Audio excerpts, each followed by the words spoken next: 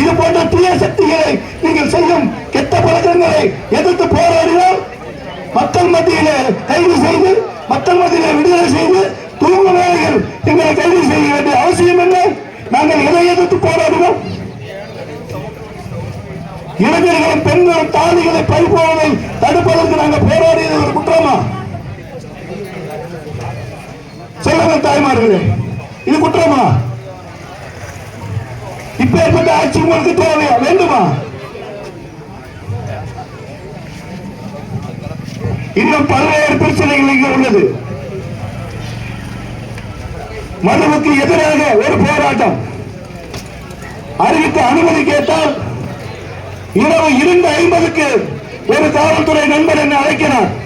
எதற்கு என்று கேட்டால், உங்களுக்கு அனுமதி வேண்டும் என்றால் இப்போது கையெழுப்பமிட்டு அனுமதியை பெற்றுக் கொள்ளுங்கள் என்று